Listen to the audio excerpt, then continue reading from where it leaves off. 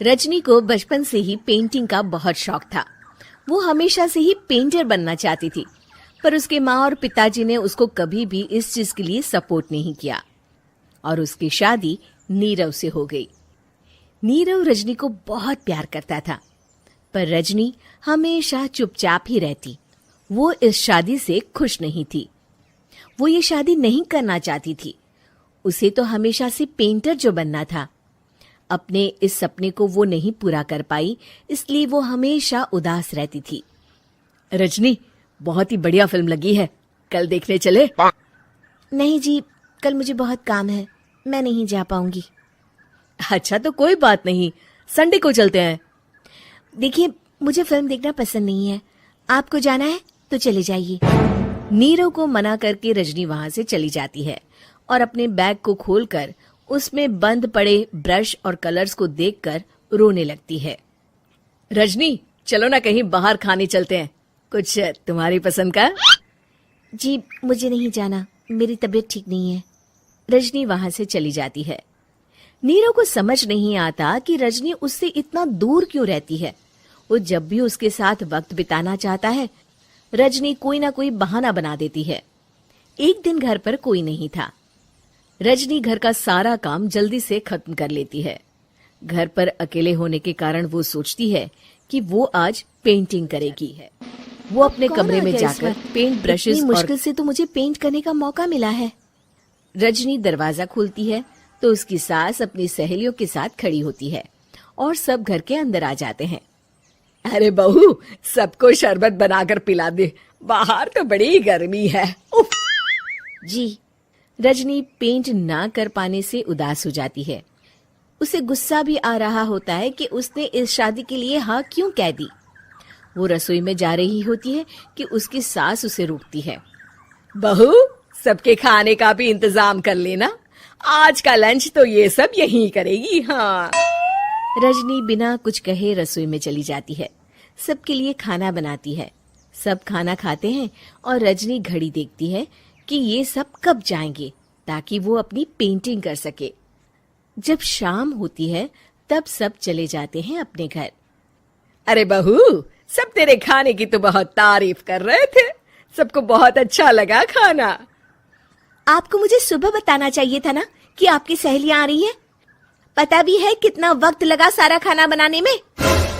अरे बहू, तू ऐसे कैसे बात कर रही है मुझसे? तो और कैसे बात करूं? मैं इस घर की कोई नौकरानी नहीं हूं कि इतना काम करूंगी। रजनी अपने कमरे में जाकर दरवाजा बंद कर लेती है। शाम को जब नीरव आता है तो उसकी माँ उसे पूरी घटना के बारे में बताती है। क्या रजनी ने आपसे इस तरह बात की माँ? हाँ, और पता नहीं उसे क्या हो गया है, शाम से बाहर भी नहीं आई है। मैंने तो कई बार आवाज दी, खाना भी नहीं खाया उसने। तू ही बात करके देख ले बेटा। नीरव अपने कमरे का दरवाजा खटखटाता है। रजनी, दरवाजा खोलो, मैं हूं। रजनी दरवाजा खोलती है और फिर वापस जाकर अपने बिस्तर पर लेट जाती है। रजनी, माँ से बात करने का ये क्या तरीका है?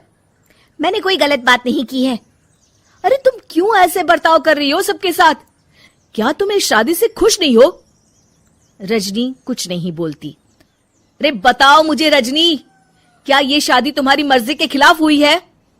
हाँ, मैं ये शादी कभी नहीं करना चाहती थी। तुमसे क्या, मैं किसी से भी शादी नहीं करना चाहती थी। रजनी रोने लगती है। चुप हो जाओ रजनी, बताओ मुझे, तुम क्यों नहीं करना चाहती थी शादी? रजनी बेड के नीचे से अपने पेंटिंग्स, कलर्स, ब्रश, पेपर्स निकालती है। इतने में उसकी सास भी कमरे में आ जाती है। ये देख रहे हो, ये थे मेरे सपने।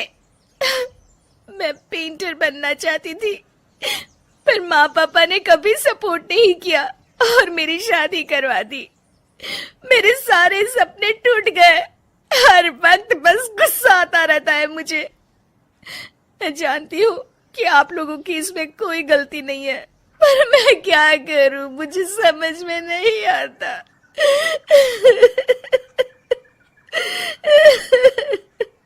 रजनी फूट फूट कर रोने लगती है। मुझे माफ कर दीजिए, आप दोनों के साथ मैं बहुत बुरा बर्ताव कर रही हूँ। अरे रजनी बेटा चुप हो जाओ तुम। नीरव पानी लेकर आता है। ये लो पानी पियो और शांत हो जाओ। रजनी पानी पीती है और उसकी सास पेंटिंग्स देख रही होती है। अरे नीरव, हमें तो पता ही नहीं था कि हमारी बहू कलाकार है। अरे कितनी अच्छी पेंटिंग्स बनाई है, देखो तो। ये वाली तो मैं अपने कमरे में ले जाऊंगी। आपको ये पेंटिंग्स अच्छी लगी?